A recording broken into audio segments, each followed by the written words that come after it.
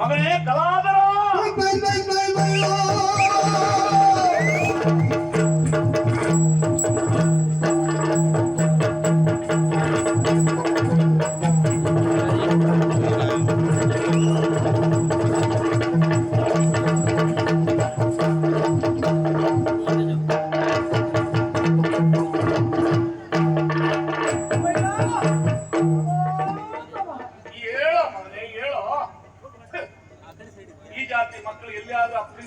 ಸಾಧ್ಯವೋ? ಯಾವಾಗ ನೋಡು ಅಪ್ಪ ಕರ್ತ ಇದ್ದ ಕ್ಷಣ ಉತ್ತಂಡ ನಮಸ್ಕಾರ ಮಗ. ಮಗ ಎಲ್ಲಿದ್ದೀವಿ ಇಷ್ಟೊತ್ತು? ಅಪ್ಪಯ್ಯ, ಅಮ್ಮ ಕೊಟ್ಟಳು ಮುದ್ದೆ, ಅದನ್ನ ಸರಿಯಾಗಿ ಮೆದ್ದೆ, ಹಾಸಿಗೆಯ ಮೇಲೆ ಹೋಗಿ ಬಿದ್ದೆ, ಬಂತು ನನಗೊಂದು ಒಳ್ಳೆಯ ನಿದ್ದೆ. ನಿಮ್ಮ ಕರೆಗೆ ಅಲ್ಲಿಂದ ಎದ್ದೆ, ಓಡ್ ಬಂದು ಇಲ್ಲಿ ಬಿದ್ದೆ. ಗೊತ್ತು ನನಗೆ, ಹೋದಲ್ಲೆಲ್ಲ ಬೀಳುವುದು ತಿನ್ನುವುದು ಎರಡೇ ಕೆಲಸ ನಿಮ್ಮದ್ದು. ಸಾಕಾಗ್ತದಲ್ಲ ಅಪ್ಪಯ್ಯ. ಒಂದು ಹೊಣೆಗಾರಿಕೆ ಅನ್ನೋದಿಲ್ಲ ಇದೆಯಾ ನನಗೆ? ಹೊಣೆಗಾರಿಕೆ ನನಗೆ ಯಾಕಪ್ಪ ಹೊಣೆಗಾರಿಕೆ ಬೇಕು ಮಗನೇ? ಅಂದ್ರೆ ಹೊಣೆಗಾರಿಕೆ ಯಾಕೆ ಬೇಕು? ಈಗ ನಾನು ಮಂತ್ರಿ ಆಗಿದ್ದವ, ಸರಿ, ನೀನು ಮುಂದೆ ಏನಾಗಬೇಕು ಎನ್ನುವುದೊಂದು ನಿರ್ಧಾರ ಮಾಡ್ಕೊಳ್ಬೇಡ ಬದುಕಿನಲ್ಲಿ. ಆಗ ಯೋಚನೆ ಮಾಡಿದ್ದೇನಪ್ಪ. ಏನು ಯೋಚನೆ ಮಾಡಿದ್ದೀಯಾ? ತೇಜೋವತಿ ನಾಡಿನ ಮಂತ್ರಿಯಾಗಿ ನೀವು ಕಾಲ ಕಳೆದವರು. ಹೌದು, ನೀವು ಸತ್ತ ಮೇಲೆ ಆ ಮಂತ್ರಿ ಪದವಿ ನಾ ಕೂತ್ಕೊಳ್ತೇನೆ. ಎಂತ ಆಲೋಚನೆ ಮಗನೇ ನಿನ್ನದ್ದು. ಇಲ್ಲಲ್ಲಪ್ಪಯ್ಯ, ಯಾವುದು ಬೇಡ ನನಗಿಂದಲ್ಲ, ಮುಂದೊಂದು ದಿನ ಆ ಪಟ್ಟ ಸಿಗುತ್ತದೆ ಅಷ್ಟೇ. ಅಂದ್ರೆ ಮಂತ್ರಿಯ ಪಟ್ಟ ಎನ್ನುವುದಕ್ಕಿಂತ ನೀನು ಅಪ್ಪ ಸಾಯುವುದು ಯಾವಾಗ ಅಂತ ನೋಡ್ತಾ ಇದ್ದೆ ಮಗನ. ಖಂಡಿತ ಇಲ್ಲ, ಖಂಡಿತ ಇಲ್ಲ. ಮತ್ತೆ ನಿಮ್ಮ ಕಾಲಾನಂತರ ನನಗೆ ಸಿಗ್ತದೆ, ಅಷ್ಟೇ. ಅಷ್ಟೇ ಸಾಕು. ಅಲ್ಲಿವರೆಗೆ ನಾ ಯಾವ ರಗಳೆ ಬೇಡ. ಇಲ್ಲ ಮಗನೇ, ನಾವು ಜೀವನದಲ್ಲಿ ಸಾಧಿಸಬೇಕು. ಅದು ಸಾಧಕನು ಸೊತ್ತೇ ಹೊರತು ಸೋಮಾರಿ ಸೊತ್ತಲ್ಲ. ಈಗ ನೀನು ಈ ಕಾರ್ಯ ಮಾಡ್ತೀಯ ಅಂತ ಆದ್ರೆ ನೀನು ಸೋಮಾರಿ ಅಂತ ಆಗ್ತದೆ. ಯಾರೋ ನೆಟ್ಟಿದ ಆಲದ ಮರಕ್ಕೆ ನಾವು ನೇಣು ಹಾಕಿಕೊಳ್ಳುವುದೇನೋ? ಅಪ್ಪ ಮಂತ್ರಿ ಆಗಿದ್ದಾನೆ, ಅಪ್ಪ ನೆಟ್ಟಿದ ಮರಕ್ಕೆ ಹಾಕಬಹುದು ಅಲ್ಲ. ಅಪ್ಪನಿಂದಲೂ ಎತ್ತರ ಮಟ್ಟಕ್ಕೆ ನಾನು ಏರಬೇಕು, ನಾನು ರಾಜನಾಗಬೇಕು ಎನ್ನುವ ನಿರ್ಧಾರ, ಆ ಸಾಧನೆ ಬೇಕು ಮಗ. ಎಂತ ಮಾತಾಡ್ತೀರಿ? ಏನು? ಮಂತ್ರಿಗಳು ಮಂತ್ರಿಗಳಾಗ್ಬಹುದು, ಮಂತ್ರಿಗಳ ಮಕ್ಕಳು ಮಂತ್ರಿಗಳಾಗ್ಬಹುದು, ಮಂತ್ರಿಗಳ ಮಕ್ಕಳು ಮಹಾರಾಜ ಅದೆಂತ ಕನಸು ಕಾಣುವುದು? ಸಾಧ್ಯತೆ ಉಂಟು ಮಗನೇ. ಅದ್ಯಾಕಪ್ಪ? ಯಾವ ನೆಲೆಯಲ್ಲಿ ಗೊತ್ತೋ? ಈಗ ಮಹಾರಾಜರಿಗೆ ಗಂಡು ಸಂತಾನ ಇಲ್ಲ. ನಮ್ಮ ಮಹಾರಾಜರಿಗೆ ಗಂಡು ಸಂತಾನ ಇಲ್ಲ. ಇರುವಳು ಓರ್ವಳು ವಿದ್ಯಾಧರೆ. ಹೌದಾ? ಅವಳ ಮದುವೆ ನಿಬಂಧನೆ ಏನು ಎನ್ನುವುದು ನಿನಗೂ ತಿಳಿದಿದೆ. ಯಾಕೆ ನೆಂಟಸ್ತಿಕೆ ವಿಭಾಗದಲ್ಲಿ ನಿನ್ನ ಅಪ್ಪ ಯಾವತ್ತೂ ತಿರುಗಾಟ ಮಾಡ್ತಾ ಇದ್ದಾವ? ನೀವು ಮನೇಲಿ ಇರ್ಲಿಕ್ಕಿಂತ ತಿರುಗಾಟದಲ್ಲಿ ಇದ್ದದ್ದೇ ಹೆಚ್ಚು. ಆ ನೆಲೆಯಲ್ಲಿ ಈಗ ಅವಳು ಹೇಳಿದ ಮಾತೇನು? ನಾನು ಕೇಳುವ ಪ್ರಶ್ನೆಗೆ ಸಮರ್ಪಕ ಉತ್ತರವನ್ನು ಯಾರು ಕೊಡ್ತಾರೋ ಅಂತವರನ್ನು ನಾನು ಮದುವೆ ಆಗುತ್ತೇನೆ. ಬಂದವರನ್ನೆಲ್ಲ ತಿರಸ್ಕಾರ ಮಾಡಿದ್ದಾಳೆ. ಮಗನೇ, ನೀನೊಂದು ಪ್ರಯತ್ನ ಮಾಡಬಾರ್ದು? ಯಾಕೆ? ಎಂತ ಪ್ರಯತ್ನ? ಅವಳನ್ನು ಮದುವೆ ಆಗುವ ಕುರಿತಾಗಿ ಈ ವಿಷಯ ಪ್ರಶ್ನೆ ಉತ್ತರ. ಹೌದು, ನಮ್ಮಷ್ಟೆಲ್ಲ ಕೊಲಿಲಿಲ್ಲ ಅವಳು, ನಾನೆಂತ ಉತ್ತರ ಕೊಡಿ? ಹೌದು ಮಗ, ನೀನು ಕಲ್ತದ್ದು ಕಣ್ಣು ಕೈ ಕಾಲ ಇಲ್ಲ ಮಗನೇ. ಒಂದು ಕೆಲಸ ಮಾಡಬೇಕು, ನೋಡಿಕೊಳ್ಳೆ.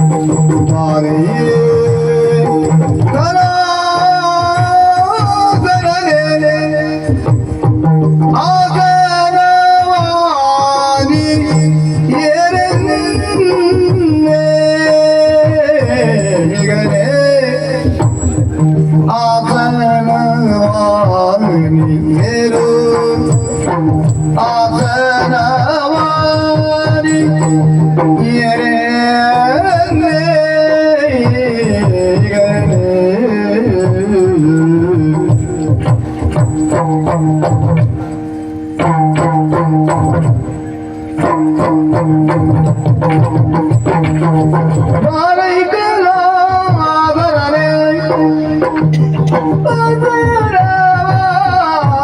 ಏರು ಆದರವಾಣಿ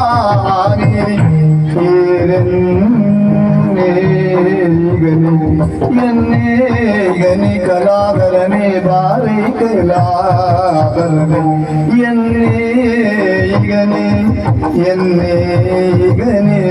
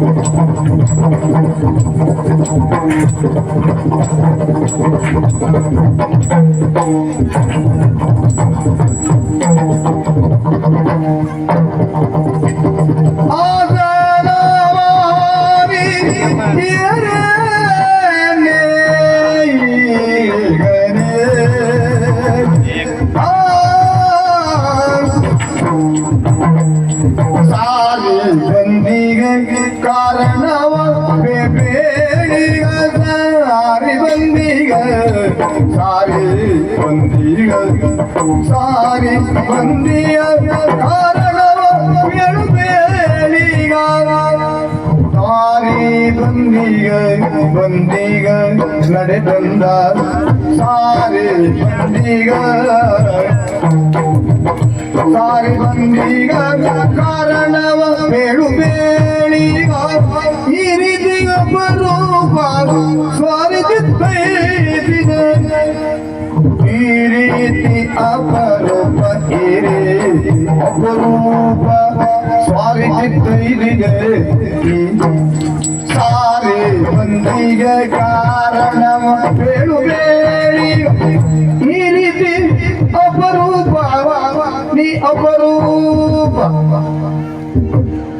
ನೀ ಅಪರೂಪ ಅಪರೂಪ ಸ್ವಾರಿ ಚಿತ್ತೈಸಿದೆ ಸ್ವಾರಿ ಚಿತ್ತೈಸಿದೆ ಮಾರೈಕಲಾದರಳೆ ಅಪರೂಪ ಆಸನ ಏರು ಅಪರೂಪ ಆಸನವಾಗಲೇ ನೀಗನೆ ಎನ್ನೇ ಈಗನೆ ಎನ್ನೇ ಈಗನೆ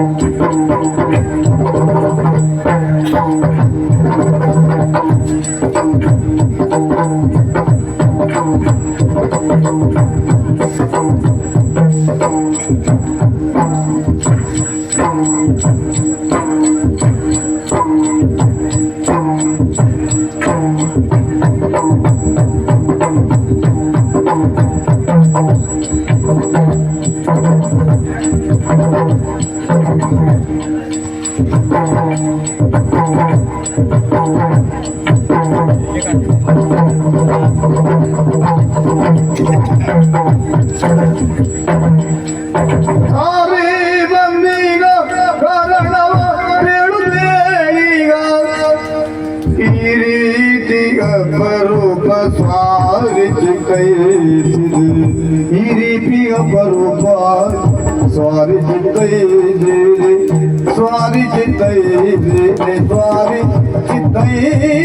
ಬಾರೈ ಬಾರೈ ಬಾರೈಗಳಾದರನೆ ಆದನವಾಗಲಿ ಏರೆನ್ನೇ ಈಗನೇ ಕಲಾದರನೆ ಆದನವಾಗಲಿ ಏರೆನ್ನೇ ಈಗನೇ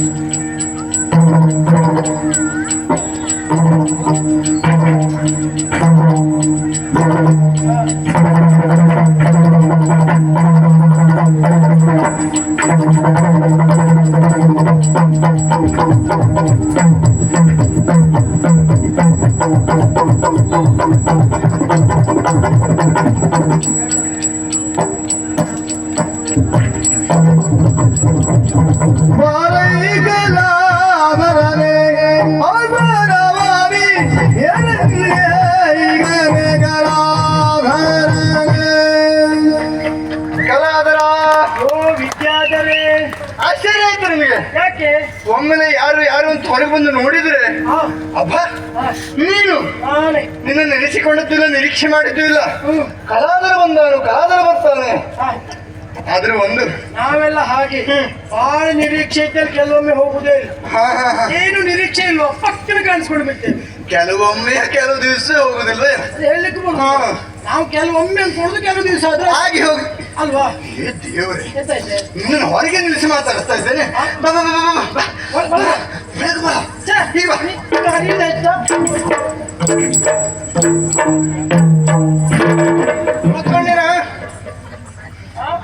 ಕೂತಿಯಾ? ಸರಿ ಕೂತೆ. ಸರಿ ಕೂತಿಯಾ? ಹಾಗೆ ಹಾಗೆ ಹಾಗೆ ಆಸನ ಕೆಳಗೆ ಹೋಯ್ತಾ? ಆಸನ ಮೇಲೆ ಉಂಟು. ನೀನೇನು ಕೆಳಗೆ ಹೋದದ್ದು? ಅದು ನೀ ಅಪರೂಪಕ್ಕೆ ಬಂದೇ ಇಲ್ವಾ? ಕಂಡೇ ಇಲ್ವಾ? ನಿನ್ ಮುಖ ನೋಡ್ತಾ ಬಂದ ಆಸನ ಮೇಲೆ ಕೂತ್ಕೊಳ್ಳಿಕ್ ನೋಡಿ. ಆಸನ ಹಿಂದಾಯ್ತು, ನಾ ಕೂತದ್ ಮುಂದಾಯ್ತು. ಎಷ್ಟು ಹೊತ್ತು ಮುಖ ನೋಡಿದ್ರು ಕುಳಿತುಕೊಳ್ಳುವಾಗ ಒಮ್ಮೆ ಆದ್ರೂ ನೋಡ್ಕೊಂಡು ಕುಳಿತುಕೊಳ್ಬೇಕು. ಅದೇ ಅದೇ ಹೆಚ್ಚು ಕಡಿಮೆ ಆಗುದೇ ನಮ್ಗೆ. ಅದೆಲ್ಲ ದೊಡ್ಡ ವಿಷಯ. ಆಸನ ಈಗ ಅಪ್ಪ ಆಸನ ತುಂಬಲಿಲ್ವಾ? ಆಸನವೇ ತುಂಬಿ ಹೋಯ್ತು. ಇದು ಬಹಳ ಅಪರೂಪ. ನೀನು ಹೌದು ಹೌದು ಕಲಾದರ ಇದ್ದಾನೆ ಇದ್ದಾನೆ ಇದ್ದಾನೆ, ನಮ್ಮಲ್ಲಿ ಇದ್ದಾನೆ, ನಮ್ಮ ರಾಜ್ಯದಲ್ಲಿ ಇದ್ದಾನೆ ಎಲ್ಲ ಹೇಳ್ತಾ ಇದ್ರು. ಬಿಟ್ರೆ ನೀನು ಇಲ್ಲಿ ಬರಲೇ ಇಲ್ಲ ಇನ್ನು. ಹೌದು ಕಾಣಿಸ್ಕೊಳ್ಳೇ ಇಲ್ಲ. ಬಹಳ ಸಂತೋಷ. ಇವತ್ತೇ ಬಂದದ್ದು ಅವಸರದಲ್ಲಿ ಇದು ಕಲಾದರ ಕುಡಿತೀರಾ? ಮಾತಾಡ್ತೀಯ? ಯಾರು? ನಾನು. ನೀನು ಕುಡಿಯೋದು ಕುಡಿತೀರಾ? ಅಲ್ಲ ಬೇಕಾದ ಕೇಳಿ ಪಡೆದುಕೊಳ್ಬಹುದು. ಒಂದು ಕೂಡಲೇ ಕೇಳೋದು ನಮ್ಮ ಸಂಪ್ರದಾಯ. ಹೌದು ಇದು ನಾವು ಯೋಚನೆ ಮಾಡಿದ್ದಲ್ಲ ನೀ ಕೊಡುದು. ಕೆಲವೊಮ್ಮೆ ಬರುವವರು ಯೋಚನೆ ಮಾಡಿದ್ದು ಒಂದಲ್ಲಿರುವುದು ಒಂದೇ ಆಗಿ ಹೋಗ್ತದೆ. ಇಲ್ಲ ಅಂತಾದ್ರೆ ಹೊಂದಾಣಿಕೆಯೇ ಜೀವನ. ಆ ಹೋದಲ್ಲೆಲ್ಲ ಹೊಂದಾಣಿಕೆಯಲ್ಲೇ ಕಾಲ ಕಳೆದ. ಒಳ್ಳೇದು ಒಳ್ಳೇದು. ಇದು ತಿಂತೀಯ? ಇಲ್ಲ, ಅದು ಕುಡಿಯುವಾಗ್ಲೇ ತಿನ್ನುತ್ತ. ಒಳ್ಳೆ ಅಭ್ಯಾಸ. ಸಮಯ ಪಾಲನೆ ಸರಿ ಆಗ್ತದೆ. ಇದು ತಾಂಬೂಲ ತಾಂಬೂಲ ಬೇಡವೇ? ಬೇಡವಾ? ಬೇಡಬೇಡ. ಯಾಕೆಂದ್ರೆ ಅದು ಬಾಯಲ್ಲಿದ್ರೆ ರಗಳೆ. ಹೌದು ನಾ ಹೀಗ್ ಮಾತಾಡ್ತಿದ್ದಾಗ್ಲೇ ಹಾಕೊಂಡು ಮಾತಾಡ್ದಾಗ ಅನಿಸ್ತದೆ. ಇನ್ನೊಂದು ಹಾಕೊಂಡ್ರೆ ಕೇಳುದು ಬೇಡ. ಮಾತಾಡದೆ ಸುಮ್ಮನೆ ಕುಳಿತುಕೊಳ್ಳೋರಿಗೆ ಅರಡಿಲ್ಲ. ಎಷ್ಟೊತ್ತಿಗೆ ಬಾಯಲ್ಲಿದ್ರು ತೊಂದ್ರೆ ಇಲ್ಲ. ತೊಂದ್ರೆ ಇಲ್ಲ. ಹೌದೌದು. ಸರಿ ಉಂಟಾ ನಿನಗೆ? ಅದು ಸರಿ ಉಂಟಾ? ಏನ್ ನಿನ್ನ ಯೋಚನೆ ನನಗೆ ಗೊತ್ತಾಗುದಿಲ್ಲ ಅಂತ ಮಾಡಿದ್ಯಾ? ಅಪ್ಪ ನಿನ್ನ ಮನಸ್ಸಿನಲ್ಲಿ ನೆನೆಸಿಕೊಂಡು ಎಲ್ಲ ಗೊತ್ತಾಗ ಹೋಗ್ತದೆ. ಎಷ್ಟು ಬುದ್ಧಿ ಇದೆ ನನಗೆ. ಎಷ್ಟು ಎಲ್ಲ ಗೊತ್ತಾಗಿದೆ. ಎಂತದೇ ನೀನು ಬಂದ್ಬಿಟ್ಟ ಈಗ. ಇಷ್ಟೊತ್ತರ ಸರಿ ಇತ್ತು, ಇವಳಿಗೂ ಈ ಕಾಯಿಲೆ ಉಂಟಾ? ಏ ದೇವ್ರೆ, ಎಂತದೆ?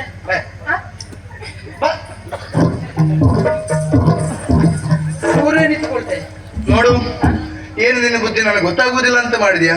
ನಿನ್ನ ಯೋಚನೆ ಏನು? ನಿನ್ನ ಮುಖ ನೋಡಿದ್ರೆ ಕಂಡು ಹಿಡಿತೇನೆ ನಾನು. ಎಲ್ಲ ಗೊತ್ತಾಗ್ತದೆ. ಎಷ್ಟು ದಿನ ಆಯ್ತು ನಾನು ನೋಡೋದಕ್ಕೆ ಬರ್ತದೆ ನೀನು? ಅಬ್ಬಬ್ಬಬ್ಬಬ್ಬಬ್ಬ, ಗೆಳತಿ ಇದ್ದಾಳೆ, ಅವಳನ್ನು ನೋಡ್ಬೇಕು, ಅವಳನ್ನು ಮಾತಾಡಿಸ್ಬೇಕು ಅನ್ನೋ ಯೋಚನೆ ಇಲ್ಲ. ಬಾಲ್ಯದ ಗೆಳೆಯರು ನಾವು. ಒಂದು ಏನು ಅಷ್ಟೇ, ನಿನ್ನ ಮುಖ ನೋಡಿಕೊಳ್ಳೆ ಗೊತ್ತಾಗ್ತದೆ. ಗೆಳತಿ ಇವಳು ಹೇಗಾದ್ರೂ ಸಿಗ್ತಾಳೆ, ಮಾತಾಡ್ತಾಳೆ ಅಂತ ತಾತ್ಸಾರ ಭಾವ.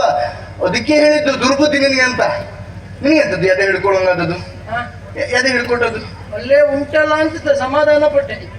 ಮತ್ತೆ ಒಂದ್ಸರಿ ಹಾರು ಹೋಯ್ತಲ್ಲ ಅಂತ ಹೆದರಿಕೆ ಆಯ್ತು.